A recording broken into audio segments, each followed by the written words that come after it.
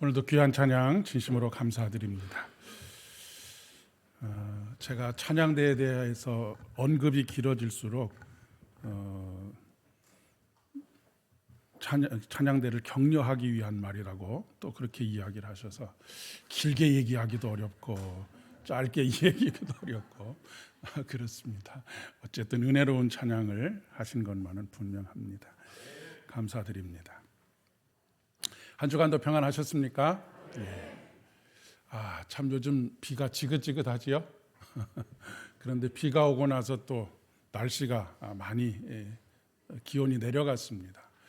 조석 간의 날씨 차이로 인해서 감기 앓으시는 분들도 꽤 많이 계신 것 같은데 이럴 때일수록 따뜻한 물 좀 많이 드시고 더욱 건강에 유의하시면 좋겠습니다.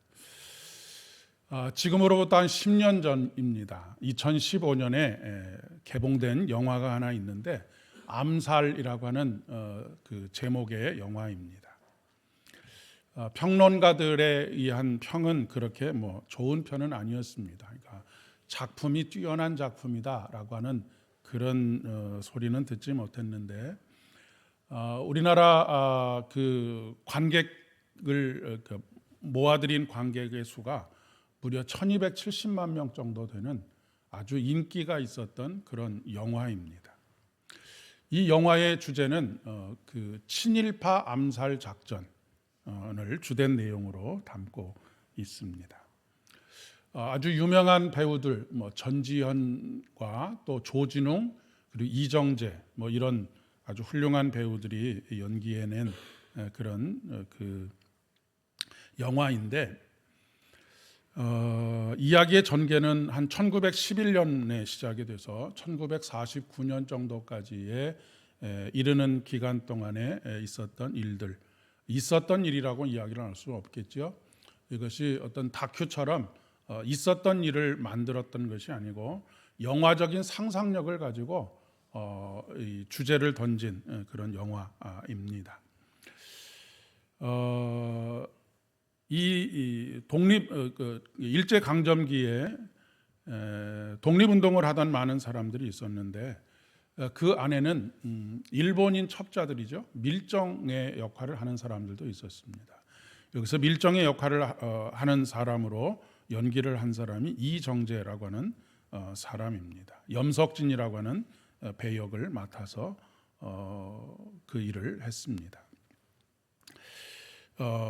그러니까 열심히 독립운동을 하고 그 친일파들을 제거하는 그런 일들을 하는 데 있어서 이 밀정의 역할을 하고 있는 이정재라고 하는 배우가 하고 있는 역할, 이 역할을 통해서 미리 정보를 빼돌리기도 하고 자기 나름대로 내부에서 분열을 일으키기도 하고 하는 그런 일들을 했었던 것이죠. 그런데 이제 그것이 발각이 되고 그를 처단하려고 하는 시도가 있었지만 실패로 끝나게 되고 결국에 해방을 맞이하게 됩니다. 해방을 맞이하게 되고 이 이정재가 역할을 했던 염석진이라고 하는 그 인물을 이제 재판장에 세우게 되지요. 재판장에 세우게 되는데 그는 항변을 합니다. 자신이 그럴 수밖에 없었던 여러 가지 이유들을 통해서 자신이 했던 행동들을 합리화시키는 그런 일들을 하게 되고 결국에는 감옥에 가지 않고 풀려나게 됩니다. 그리고 난 이후에 그 풀려난 이 사람을 끝까지 추적하게 되고 이 안오균이라고 하는 그 전지현이 연기한 이 역할과 또 다른 사람에 의해서 이 염석진이라고 하는 인물이 처참한 최후를 맞이하게 됩니다.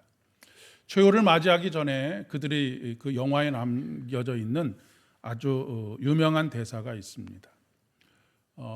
전지현이 이 염석진에게 왜 동지를 팔았는가라고 그렇게 묻는 마지막 질문이 있습니다.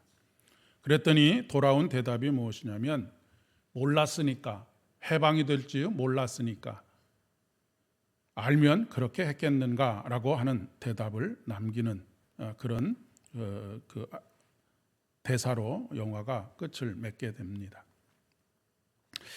일제강점기 말기에 수많은 사회의 각계의 지도층들이 변절을 하게 됩니다. 그리고 친일 행각을 하게 되죠. 그 사람들이 처음부터 이런 친일 행각을 했던 것이 아닙니다. 초기와 중기에는 그 누구보다도 앞장서서 독립운동을 했던 사람들입니다. 그리고 그 중에는 개신교, 기독교인들이 굉장히 많이 있었습니다. 3.1 운동을 할 때 민족 선언문을 발표할 때 33인의 그 민족 대표들 중에 절반이 넘는 16명이 기독교인이었던 것을 보게 되면 그 당시에 기독교가 사회에 얼마나 큰 영향력을 끼치고 있었는가라고 하는 것을 알 수가 있습니다.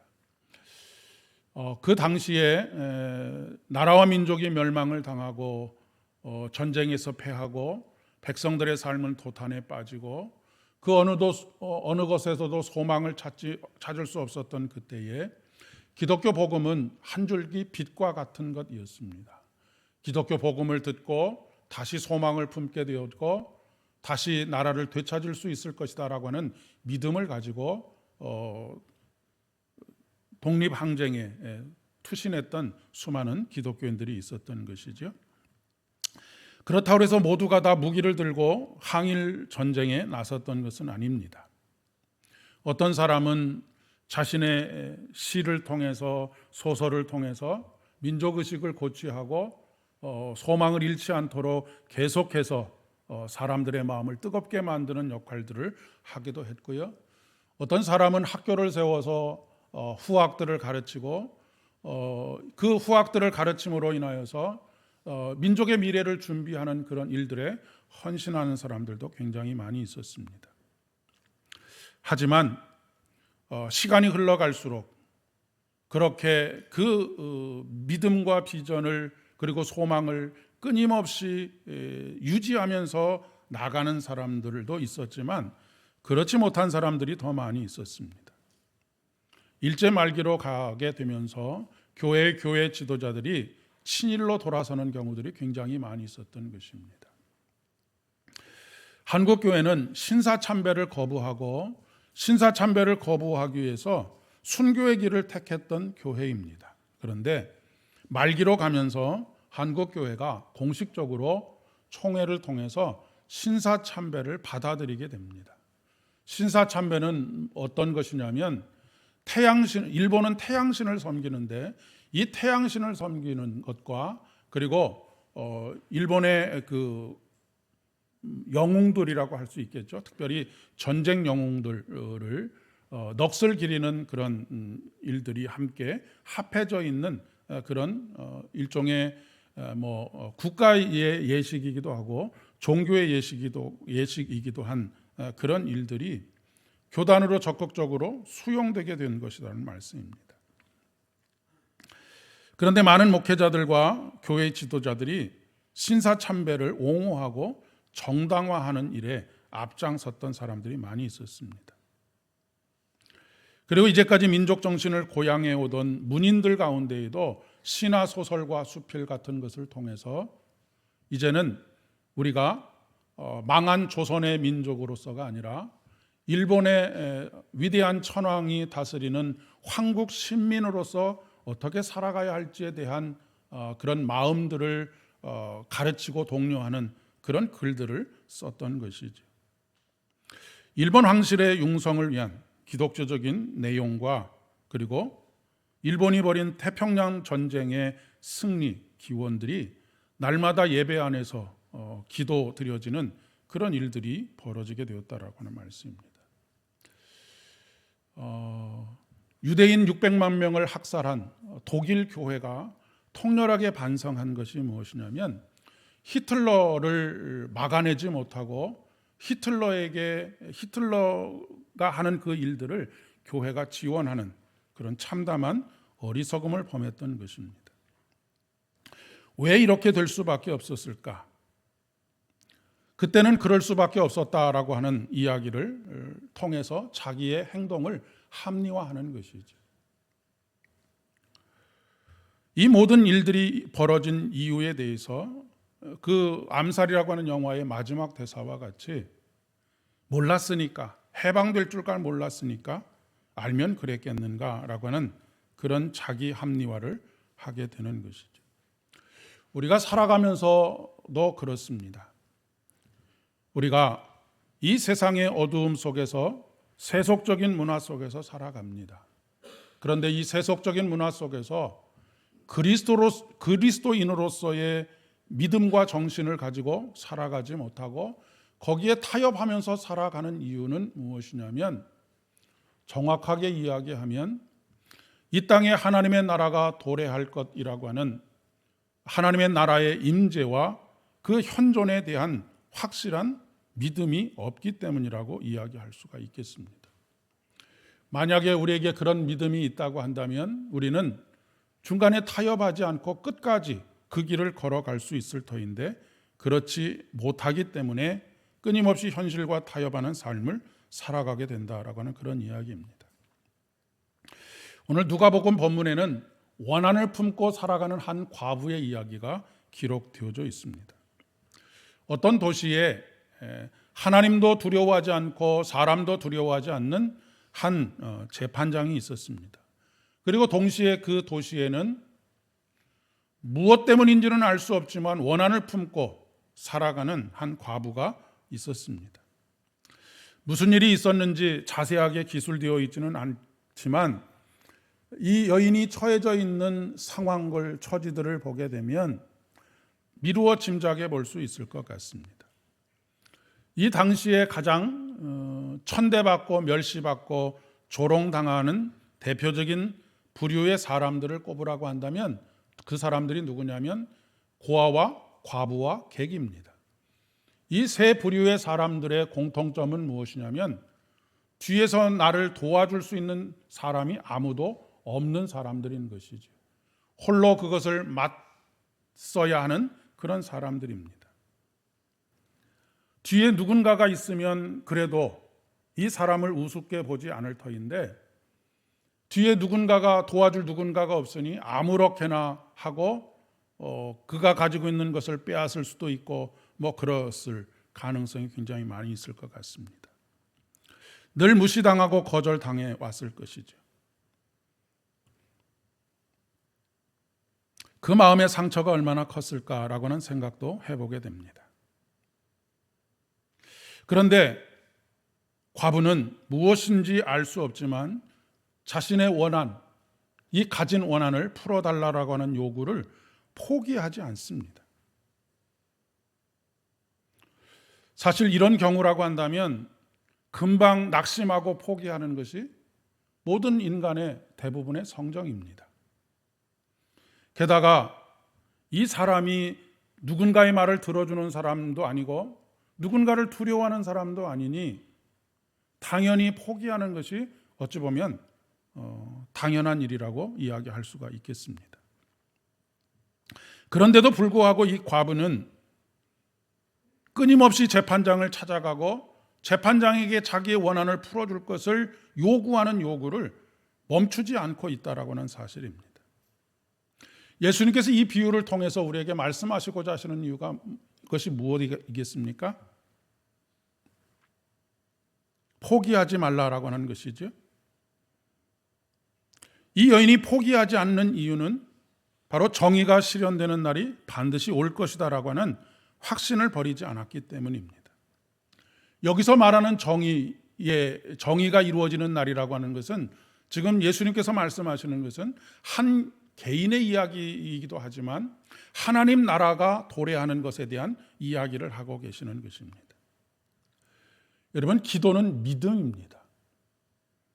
포기하지 않는 믿음입니다. 그러나 이것은 자신의 뜻을 이루기 위한 그런 믿음이 아닙니다. 하나님 나라가 도래한다라고 하는 것에 대한 믿음을 이야기하고 있는 것입니다. 그것은 반드시 정의가 불의를 이기고 승리한다는 믿음입니다. 우리가 믿는 예수 그리스도가 그렇습니다. 예수 그리스도는 십자가에 달려 돌아가시고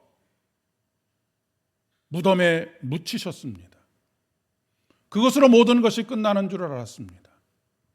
그러나 사흘 만에 다시 예수 그리스도께서 살아나셨습니다. 우리가 믿는 예수는 바로 그 예수를 믿는 것입니다. 우리 신앙의 근본은 부활하신 예수 그리스도를 믿는 것입니다. 부활하신 예수 그리스도가 우리에게 던져주는 것은 무엇입니까? 반드시 생명이 승리한다라고 하는 것을 보여주는 것입니다. 우리는 그것을 믿는 것입니다. 예수를 믿는다는 것은 단순히 예수 믿고 천국 간다, 좋은 곳으로 간다라고 하는 것 정도로 끝나는 것이 아닙니다. 이것은 또한 우리의 매일매일의 기도가 되어야 하기도 합니다. 예수님께서 주기도문을 우리에게 가르쳐 주시지 않으셨습니까? 주님께서 가르쳐 주신 기도문의 시작이 이렇게 됩니다. 하늘에 계신 우리 아버지, 이름이 거룩히 여김을 받으시오며 나라가 임하옵시며. 여러분, 나라가 임한다라고 하는 것이 무엇입니까? 하나님의 나라가 이 땅에 임한다라고 하는 것은 무엇입니까? 생명이 죽음을 이기는 것입니다.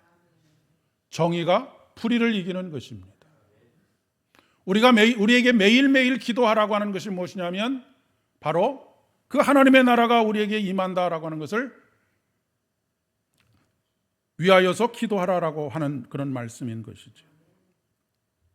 하나님의 나라가 임한다라고 하는 것은 곧 정의와 사랑으로 이 땅을 통치하시고 심판하시는 그날을 기다리는 것입니다. 여기에 중요한 기도의 포인트가 있습니다. 우리는 그냥 이 본문의 말씀을 이 여인이 끝까지 기도했더니 원한이 풀렸구나, 그러니 우리도 끝까지 기도하자라고 하는 그런 말씀은 1차원적인 말씀이라고 이야기할 수 있습니다. 여기서 말하고자 하는 기도의 포인트는 남을 바꾸거나 상황을 바꾸는 것이 아니라 나를 바꾸는 것입니다. 나를 어떻게 바꾸는 것입니까? 이 땅에 하나님의 공의가 이루어질 것이다라고 하는 것을 반신반의하는 내가 확실하게 하나님의 나라가 이 땅에 임하게 될 것이다라고 하는 것을 더욱 확신하는 사람으로 변모해 가는 것입니다. 그것은 상황이 바뀌는 것이 아니고 상대방이 바뀌는 것이 아니라 바로 내가 바뀌어가는 과정이라고 이야기할 수 있다는 말씀입니다. 이것이 흐려지게 되면 기도하다가 낙심하게 되고, 이것이 흐려지게 되면 기도하다가 포기하게 됩니다. 앞서서 암살이라고 하는 영화 속에서 많은 사람들이 포기한 이유가 무엇이냐면, 독립을 위해서 그토록 마음을 모으던 사람들이 중간에 낙심하고 포기한 이유가 무엇이냐면 독립될 것이다라고 하는 확실한 믿음이 그들에게서 사라져가고 있었기 때문입니다. 끝까지 이 마음을 유지해 갈 수 있는 것은 무엇입니까? 상황과 처지와 형편이 달라지는 것과 상관없이 그날에 대한 확실한 믿음을 내가 잃지 않고 더욱더 믿음이 쌓여져 가는 것을 말하는 것입니다.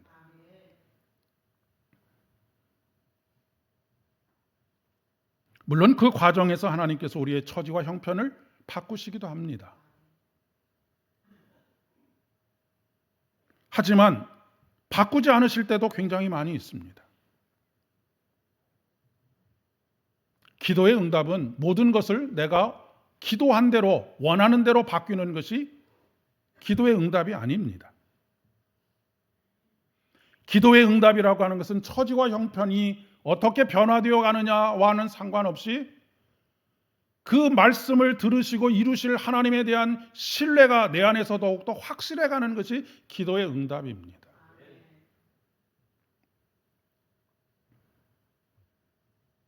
그렇기 때문에 기도하는 사람은 감사하는 자가 되는 것입니다.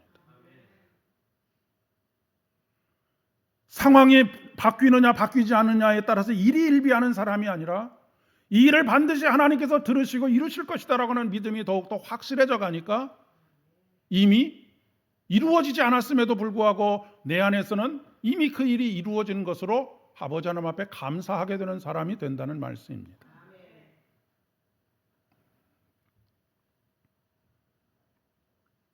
오늘 창세기 32장의 말씀에 32장의 말씀이 우리에게 하고자 하는 말씀도 그러한 것이라고 생각합니다. 야곱은 믿음이 대단한 위대한 사람이 아니었습니다. 그는 엄마의 뱃속에 있을 때부터 욕망덩어리였습니다. 쌍둥이로 태에 있었는데 그는 형이 먼저 나가는 것을 막기 위해서 형의 발 뒤꿈치를 잡는 사람이었다라고 하는 전설을 가지고 있는 사람입니다. 왜 형의 발 뒤꿈치를 붙잡았을까요? 장자로서의 삶을, 그 축복을 자기가 누리기를 원했기 때문에 그렇습니다.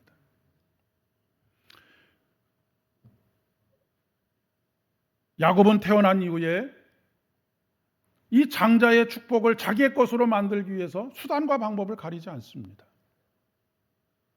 아버지를 속이고 형을 속입니다. 그리고 마침내 원하는 것을 그가 얻었습니다.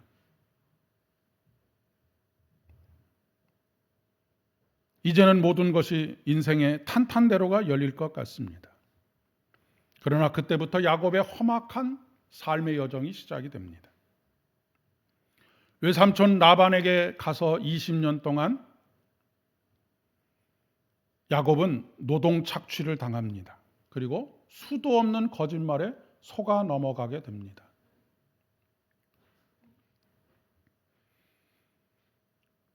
겨우 20년 만에 그 외삼촌의 속이는 외삼촌의 수하에서 벗어나서 고향으로 돌아오게 됩니다. 그리고 하지만 고향에는 20년 전에 그가 속여서 장자권을 빼앗았던, 분노하여서 그를 죽이려고 했던 형 에서가 기다리고 있을 뿐입니다. 오늘 본문 말씀의 앞에 사정이 그렇습니다. 야곱은 절박했습니다. 지푸라기라도 잡고 싶은 마음이 생기지 않았겠습니까? 밤에 일어나서 아내들과 자식들과 그의 모든 소유를 건너가게 합니다. 그리고 자신은 야복강에 남아 홀로 어떤 사람과 밤새 씨름을 했다라고 성경은 기록하고 있습니다. 여기까지도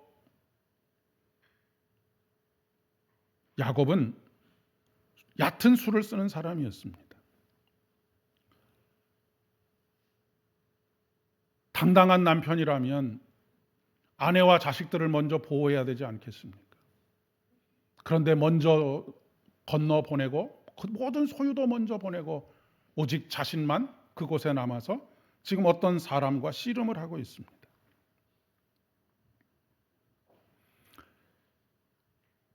성경은 붙잡고 늘어지는 야곱을 이길 수 없었던 그 사람이 야곱의 허벅지 관절을 쳤다라고 그렇게 기록하고 있습니다. 물고 늘어지고 절대로 놓지 않는 이 야곱의 모습을 보면서 욕망의 간절함을 엿볼 수가 있습니다. 그런데 하나님께서 그 야곱의 허벅지 관절을 치시죠. 이 허벅지 관절을 쳤다는 것은 힘의 근원을 끊어버렸다라고 하는 것을 의미하는 것입니다. 그 후에 이 어떤 사람은 야곱에게 내 이름이 무엇이냐라고 묻습니다. 그러자 야곱이라고 대답을 하지요. 야곱은 아까도 말씀드렸던 것처럼 발 뒤꿈치를 잡는 자, 사기꾼이라고 하는 의미를 가지고 있습니다. 그러자 그 사람은 야곱에게 이제는 야곱이라 부르지 않고 이스라엘이라 부르겠다고 말씀하십니다. 이스라엘은 하나님과 겨루어 이겼다라고 하는 뜻을 가지고 있습니다. 물론 겉으로는 야곱이 이긴 것 같습니다. 그러나 전혀 그렇지가 못합니다. 야곱은 그곳에서 하나님을 보았기 때문입니다. 하나님을 보았음에도 불구하고 그는 죽지 않았음을 인하여서 감사하고 있는 모습을 보게 됩니다. 그곳의 이름을 브니엘이라고 합니다. 하나님과 대면하여 보았다라고 하는 것입니다. 여러분, 하나님을 대면하여 보았다라고 하는 말의 의미가 무엇이겠습니까? 왕이 그곳에 임하셨다라고 하는 것입니다. 그것은 그곳에 하나님의 나라가 임하였고 그곳에 구원이 임하였다라고 하는 것입니다. 하나님의 나라가 임하는 것과 구원이 임하는 것, 이것은 사람의 노력으로 되는 것이 아닙니다. 하나님께서 그 일을 이루시는 것이죠. 예수님께서 말씀하십니다. 나를 본 것은 곧 아버지를 본 것이다 라고 말씀하십니다. 하나님 나라가 임한다는 것은 곧 하나님의 뜻이 이루어지는 것이기도 합니다. 그로 인해 마침내 야곱이 그토록 욕망하고 쌓아 올리려고 했던 하나님의 뜻이 마침내 하나님으로 말미암아 이루어지게 되는 것을 보게 됩니다. 그것은 무엇입니까? 하나님께서 본래 계획했던 것이 무엇이냐면 이스라엘을 세우는 것이었습니다.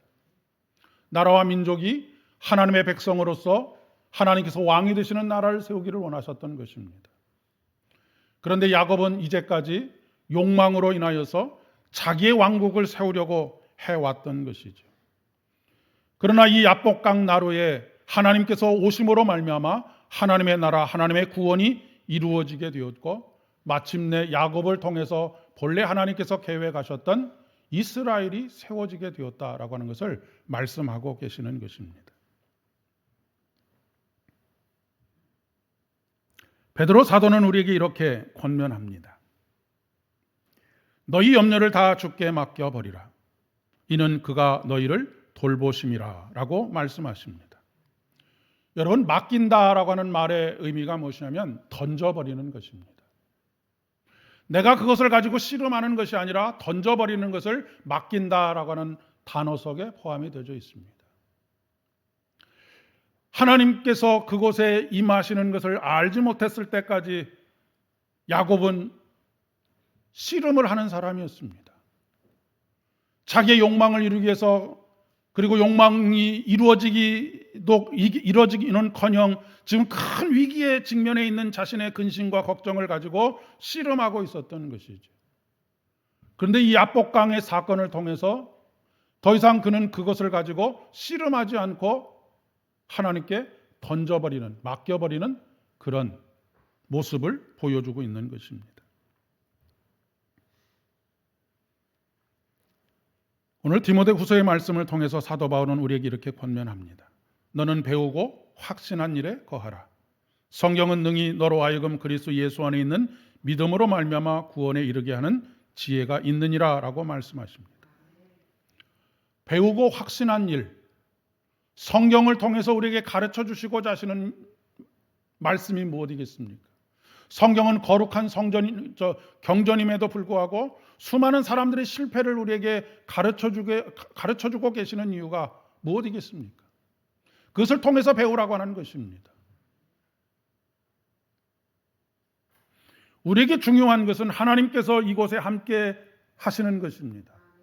이 예배 가운데 하나님의 임재와 현존을 경험함으로 말미암아서 우리가 그토록 이루려고 했던 그 일을 하나님께서 이루신다라고 하는 믿음이 더욱더 확실해지는 것, 그 자리가 바로 예배의 자리입니다. 시인은 이렇게 노래합니다. 우리의 도움은 오직 천지를 지으신 여호와 하나님께로부터입니다. 여러분, 과부는 아무도 도와줄 사람이 없는 사람입니다. 그런데 하나님께서 우리를 돕는 자로 유일하신 하나님으로 우리 곁에 계신다는 말씀입니다. 매일매일을 살아가면서 여러 가지 걱정과 염려와 여러 가지 문제들 많이 있을 줄 압니다.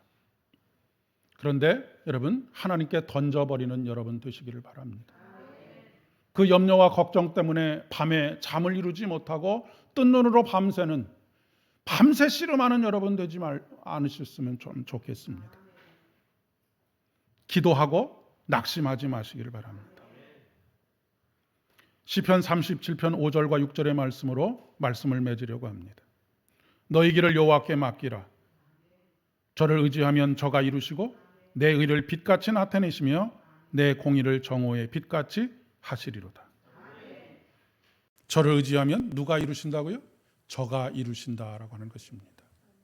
내가 이루려고 할 때 걱정과 염려가, 그리고 근심이, 그리고 포기가 찾아오지만 주께서 그 일을 이루실 것을 믿는 믿음으로 더욱더 단단해져 갈 때 우리의 마음에는 감사와 기쁨과 찬양만이 넘쳐나게 될 것을 믿습니다. 함께 기도하겠습니다. 아버지 하나님, 긍휼과 자비를 베풀어 주시니 진심으로 감사를 드립니다. 고아와 같았던 우리들을 아버지가 되어 주시고 선한 목자가 되어 주셔서 우리를 인도하시고 이끌어 주시며 돌봐주시는 하나님 참 감사합니다. 이 하나님과 매일 동행함으로 인하여서 우리의 마음이 약하여지지 않게 하시고 우리의 마음이 포기하는 어리석은 선택을 하지 않을 수 있도록 은혜를 더하여 주시옵소서. 반드시 하나님께서 이루실 하나님의 공의와 정의를 이 땅에 이루시는 그날까지 우리의 믿음이 더욱더 단단해져 갈 수 있도록 은혜 위에 은혜를 더하여 주시옵소서. 예수님의 이름으로 기도드립니다.